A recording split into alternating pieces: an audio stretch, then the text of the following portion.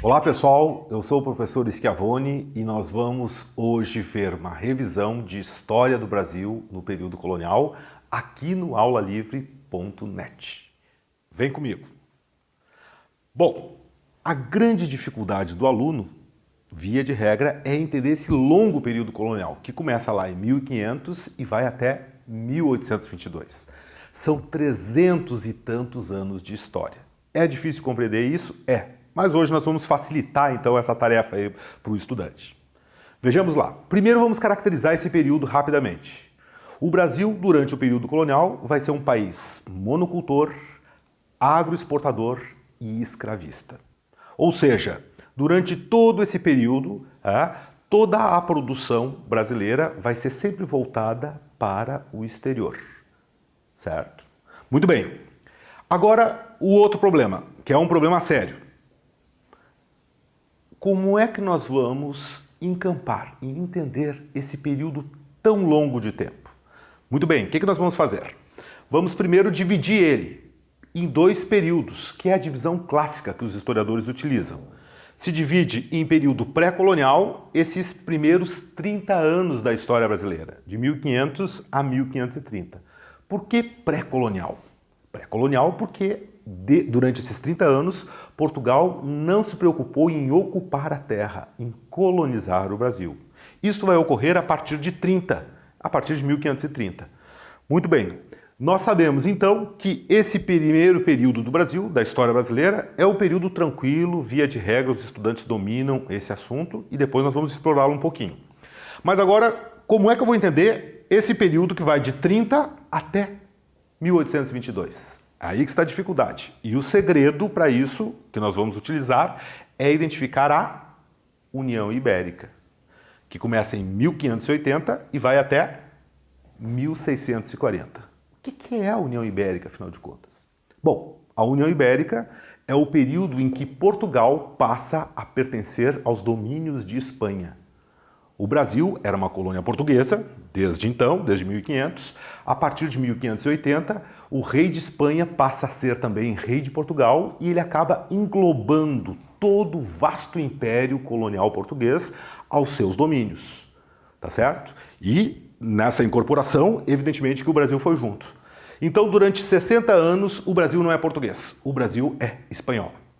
O fato é que nós vamos encontrar uma colônia antes da dominação espanhola e uma colônia que vai ser bastante diferente depois de 1640, depois da restauração portuguesa. Ou seja, quando os portugueses retomam de novo o poder lá em Portugal. Tá certo? Então, a nossa referência, repetindo, vai ser aqui, ó, entre 1580 e 1640.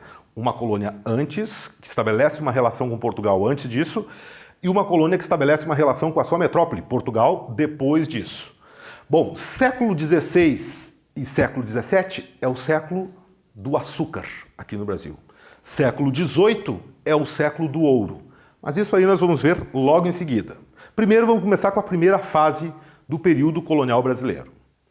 A primeira fase que eu chamei anteriormente de período pré-colonial é a época em que vai se dar a exploração do pau-brasil. Isso aí todo mundo sabe, certo? Durante os primeiros 30 anos, os portugueses procuraram alguma riqueza aqui no Brasil. Normalmente essa riqueza, pressupunham eles, deveria ser metais preciosos, ouro, prata, diamantes. Não encontraram isso. A única riqueza que encontraram foi o pau-brasil. E os portugueses vão se dedicar então à exploração desse pau-brasil aqui. Muito bem, o que eles fazem nesse período? Nesse período, vamos dar uma olhadinha na outra imagem, nós vamos ver. Se estabelece ao longo da costa brasileira feitorias. Mas o que são feitorias? Feitorias são depósitos de pau-brasil. Quem é que traz esse pau-brasil para essas feitorias? Os indígenas que aqui habitavam. Eles vão ser utilizados como mão de obra. E um detalhe importante que nós não podemos esquecer é que essa mão de obra ela é livre nesse primeiro momento.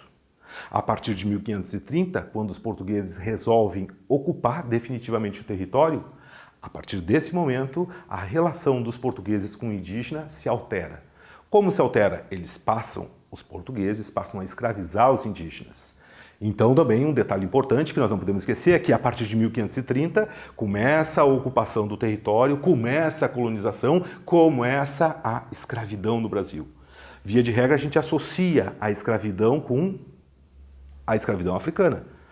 Portugal trazendo lá da África escravos para trabalhar na lavoura açucareira. Mas num primeiro momento, nós não podemos esquecer, durante bastante tempo, até o século XVII, a escravidão indígena era bastante utilizada aqui no Brasil.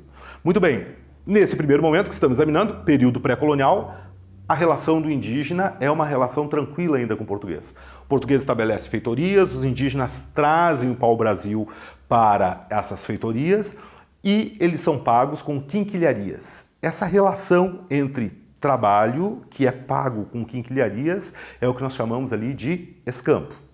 Tranquilo, período pré-colonial tranquilo. Vamos avançar. Muito bem. A partir de 32, olha lá, 1530, 1532, se começa a construir a empresa açucareira aqui no Brasil. Então, o século XVI, até metade praticamente do século XVII, até final do século XVII, nós vamos ter a empresa açucareira aqui no Brasil. A relação que Portugal vai estabelecer com essa colonização vai ser uma relação bastante complexa. Nós chamamos hoje isso de terceirização. Como assim? Como é que funciona essa terceirização? Pensemos nós. A coroa portuguesa queria colonizar o Brasil, mas não queria investir grandes fortunas. O que ela faz? Ela passa para terceiros essa iniciativa. Todos os gastos com a colonização, quem vai realizar são terceiros. Para isso, ela busca um parceiro. Quem é esse parceiro português? Os holandeses. Então, durante o período do domínio do açúcar, o grande parceiro português são os holandeses. Muito bem. Como é que se constitui essa forma de exploração da colônia durante esse período? Portugal resolve constituir aqui no Brasil, adotar aqui no Brasil o sistema de plantation, é a plantation açucareira. Essa plantation açucareira se caracteriza por 4 elementos que todos nós sabemos e não devemos esquecer: latifúndio, monocultura, escravismo e produção, toda ela voltada para exportação. Esses são os 4 elementos que caracterizam a plantation açucareira e que, de algum modo, vão marcar a história do Brasil durante muitos séculos ainda. O Brasil vai ser dominado e ainda hoje há uma presença muito grande do latifúndio aqui no Brasil, o que faz com que a questão das terras, a questão da distribuição, da divisão das terras, do aproveitamento das terras, seja um problema bastante sério e um tema bem polêmico na nossa conjuntura. Ou, enfim, um tema bem polêmico para se estudar ou para se pensar. No século XVI, a capital do Brasil passa a ser Salvador. Lá no século XVIII, há uma alteração nessa capital. A capital passa a ser Rio de Janeiro.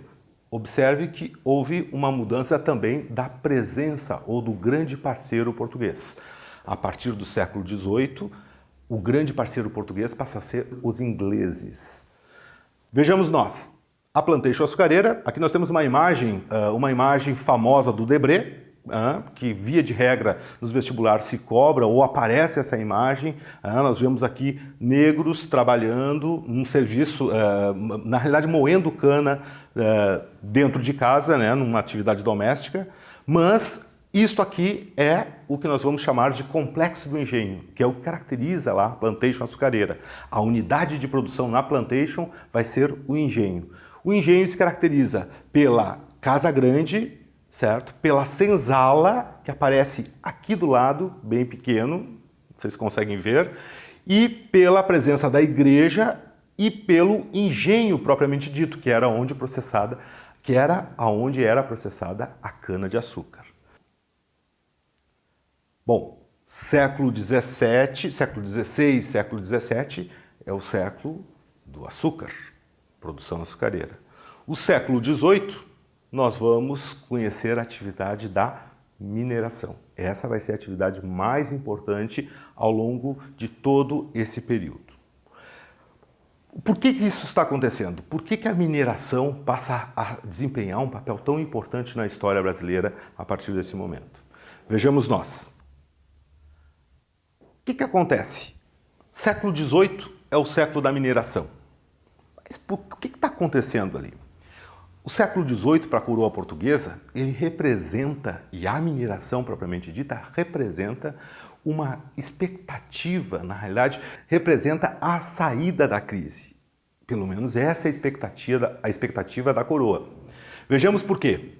1640, termina a União Ibérica. O que acontece aqui com Portugal? Portugal começa, na realidade, a administrar novamente o país. A Casa de Bragança começa a administrar o país, só que Portugal está passando por uma crise econômica violentíssima. Essa crise se espera que ela vá ser superada quando os holandeses forem expulsos do Brasil, e de fato o foram, em 1654. Mas o que aconteceu ali? Os holandeses expulsos do Brasil se instalam nas Antilhas e passam a produzir cana-de-açúcar lá nas Antilhas. Ou seja, a coroa retomou o território de novo, aquela parte mais rica do território, que era o Nordeste açucareiro brasileiro, certo? Só que a crise vai continuar. Por que a crise continua? Porque o açúcar holandês é mais barato que o nosso, é melhor que o nosso e concorre com o nosso. Tá certo? Continua a crise portuguesa. Muito bem, a crise econômica. A coroa continua estimulando ou começa a estimular para que se busque uma nova fonte de riqueza aqui no Brasil. Quem vai se dedicar a essa atividade de busca pelo interior do Brasil, pelo sertão brasileiro dessa nova riqueza, são os bandeirantes. Muito bem, final do século XVII, os bandeirantes encontram lá na Serra das Gerais grandes jazidas de ouro. A partir desse momento, começa a mineração. Final do século XVII, início do século XVIII. E durante todo o século XVIII, a mineração vai ser a atividade econômica mais importante da história brasileira e vai ser a promessa de recuperação de Portugal dessa crise que ele já vem amargando no mínimo por 50 anos. Vamos avançar. A mineração do século XVIII vai ser importante para Portugal, por vários motivos, porque é a promessa de salvação da crise, mas também pelo fato de que Portugal pretende retomar as antigas glórias, o antigo período, a antiga fase de esplendor que ele conheceu na época do açúcar. Só que isso não acontece. Não acontece porque Portugal possui uma relação muito íntima. Ele trocou de parceiro agora, o novo parceiro português passa a ser a Inglaterra e boa parte do ouro português vai parar nas mãos dos ingleses. Mas aqui no Brasil o que vai acontecer? Aqui no Brasil, esse ouro que se encontra nas Minas Gerais é um ouro que nós vamos chamar de ouro de aluvião, que é um ouro que nós encontramos nas beiras dos rios, nos lagos, às margens dos riachos. É um ouro de fácil extração. Diferentemente do ouro que nós encontramos na América Espanhola, que é um ouro de mina, que tu tem que cavar no fundo da terra, que tu tem que cavar na crosta terrestre, que tu tem que entrar dentro da montanha para extrair esse ouro, aqui no Brasil não. Aqui no Brasil o ouro está ali, à flor da terra. É só se abaixar e pegar esse ouro. Por esse motivo, a região das Minas vai atrair uma quantidade imensa de pessoas para explorar esse ouro ali. Nós vamos ter lá nas Minas dois tipos de exploração desse ouro. Um tipo, que é o mais comum, que é a faiscação, e um outro tipo, que é mais raro, mas mais lucrativo, que é a lavra. A diferença entre a lavra e a faiscação é o fato de que, na lavra, o lavrador ele vai precisar de um grande número, ele vai investir muito capital para poder extrair uma grande quantidade de ouro. Então ele contrata um grande número de escravos, ele se utiliza de um maquinário mais moderno para poder extrair esse ouro, enquanto a faiscação é o indivíduo sozinho, ele mais um escravo, ele mais um filho, que se dedicam a essa atividade. É uma atividade que dá pouco retorno, pouco lucro, mas ela é mais numerosa. Evidentemente que a coroa vai preferir que os lavradores se dediquem mais a essa atividade. E por isso vai surgir alguns conflitos ali na região por conta dessa preferência da coroa. Muito bem, a atividade mineradora vai ser importante para a história brasileira, porque justamente na região das Minas vai surgir uma quantidade enorme de cidades. Cidades que funcionam de um modo muito diferente das cidades que nós temos no litoral. As cidades mineiras, as cidades interioranas, são cidades que não param nunca, são cidades que estão funcionando permanentemente. Diferente das cidades litorâneas, nas cidades litorâneas elas têm uma atividade mais intensa durante o período da safra ou quando ocorre alguma festa religiosa. Enquanto que lá na mineração, as pessoas dormem, se alimentam na cidade, comercializam produtos na cidade. É uma cidade que não para nunca, uma cidade que está sempre funcionando. Muito diferente das cidades marasmáticas, daquelas cidades paradas, estagnadas que nós encontramos lá no litoral. Essa vai ser uma das consequências importantes da mineração, a urbanização do interior do Brasil. Uma outra consequência importante é o fato de que nessas cidades vão surgir lá as classes médias. Vai surgir um grupo, uma camada média de pessoas que se dedicam à atividade justamente comercial, de pessoas que têm um poder de compra diferente daquilo que a gente encontra lá na região do açúcar. Isso vai, evidentemente, trazer problemas mais adiante para a coroa. Por quê? Nós temos ali um mercado interno, que é essa classe média consumindo esses produtos que vêm de outras regiões. Nós temos ali um aglomerado imenso de pessoas. Evidentemente que esse mercado interno, que essa integração econômica que está ocorrendo no Brasil, ou seja, outras regiões da colônia enviando produtos para as minas, para suprir as necessidades de consumo desses moradores das minas. Isso vai fazer com que, em seguida, surjam aqui no Brasil ideias de independência, ideias de rompimento. Não é por acaso que o primeiro movimento de emancipação no Brasil vai ocorrer lá na região das Minas, tá certo? Que é a Conjura Mineira, em 1789. Uma das motivações dessa Conjura Mineira, a mais importante talvez, é que ela estava programada para ocorrer quando o governo decretasse a derrama. O que era a derrama? A derrama era um imposto? Não, a derrama não era um imposto. A derrama era a cobrança forçada de impostos atrasados. Isso era a derrama. Como assim? Bom, a derrama foi instituída durante o governo Pombalino, em 1750 e 1777. Esse período, entre 1750 e 1777, é o período do governo Pombal. Ele criou uma espécie de imposto misto. Dentro desse imposto misto estava previsto lá a cobrança da derrama, ou seja, a colônia deveria mandar 100 arrobas anuais de ouro todos os anos para a metrópole. 100 arroba daria mais ou menos uns 1.500 quilos de ouro, 1,5 toneladas de ouro, todos os anos.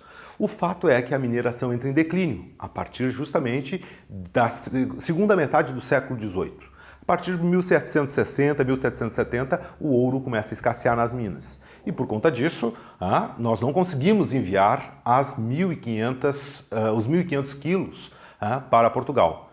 Várias vezes a coroa ameaça decretar a derrama, mas volta atrás, porque ela se dá conta, ela percebe que está ocorrendo aqui no Brasil uma agitação, um burburinho muito grande. Pois em 1789 está programada a ocorrência de uma nova derrama.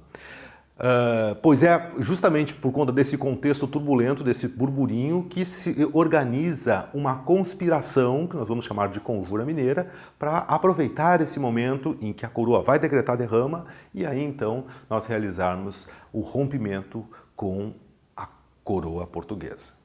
Só que o movimento é descoberto antes, sabemos disso, todos os conjurados vão ser julgados, um deles vai ser morto, enforcado e depois esquartejados, que é o Tiradentes, e a gente sabe, como terminou o movimento, ou seja, ele fracassou.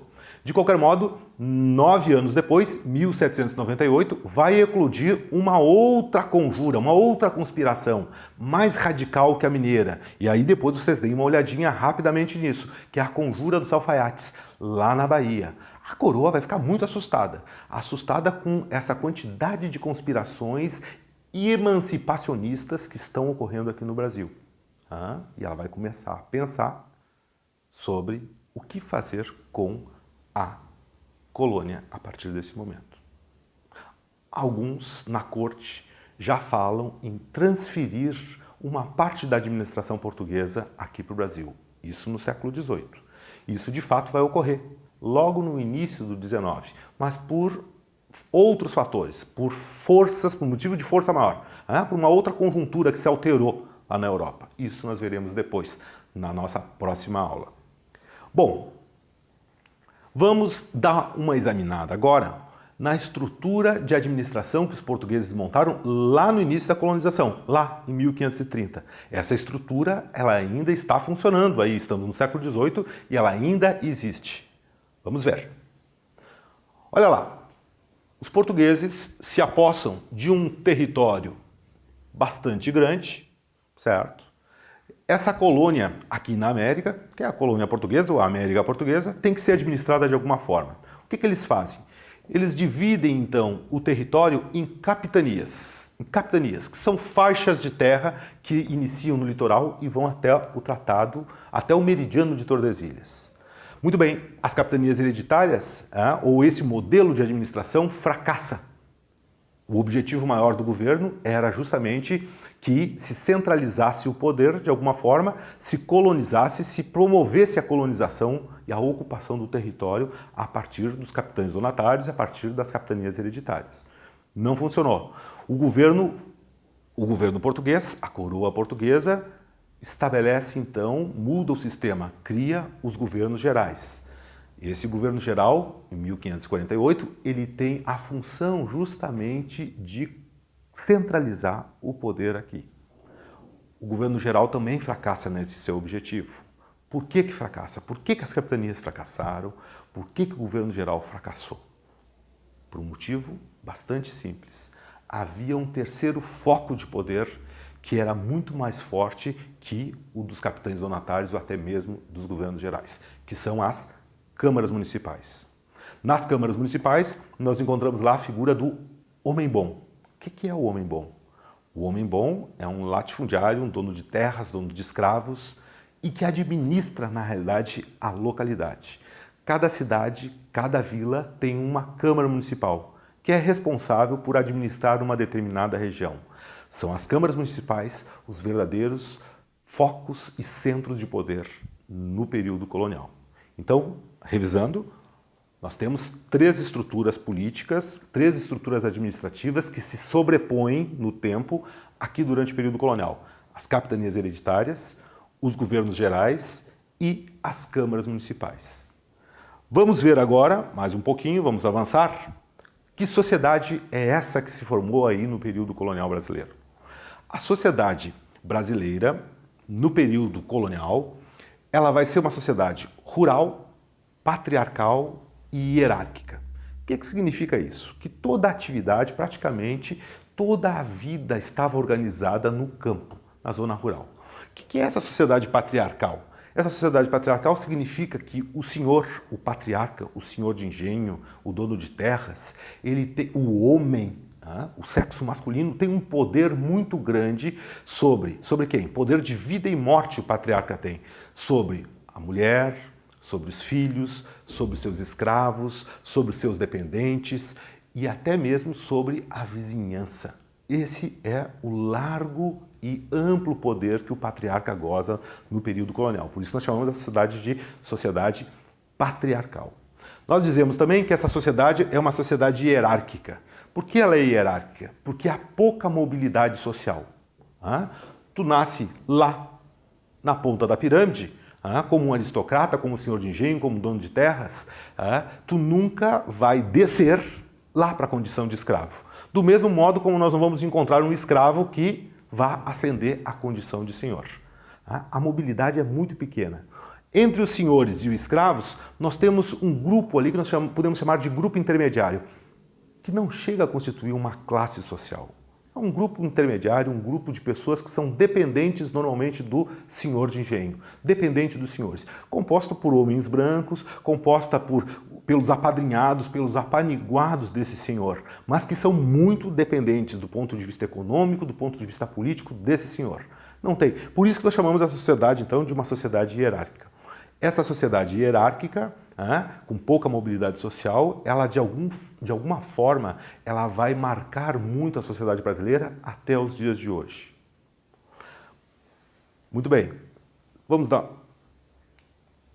uma examinada em algumas imagens para a gente justamente ver. Vejamos aqui, o senhor de engenho, ou os senhores, o homem branco nesse período, ele sequer se dignava a pisar no chão. Nós vemos aqui escravos conduzindo um senhor para algum lugar. Ele está vindo de algum lugar, indo para outro, vindo da Câmara, indo para a sua casa ou indo para a Câmara Municipal. Não pisa, homem branco não pisa no chão. Então, pessoal, eu vou mostrar agora para vocês algumas imagens que são recorrentes nas provas de vestibular e do Enem, que caracterizam, então, a sociedade patriarcal, essa sociedade hierárquica, essa sociedade rural do período colonial brasileiro. Bom, pessoal, ficamos por aqui então e nos vemos no nosso próximo encontro no aulalivre.net. Até mais! Siga o aulalivre.net nas redes sociais e fique por dentro de tudo o que acontece em nossos cursos: YouTube, Twitter e Facebook. aulalivre.net, seu portal de cursos grátis.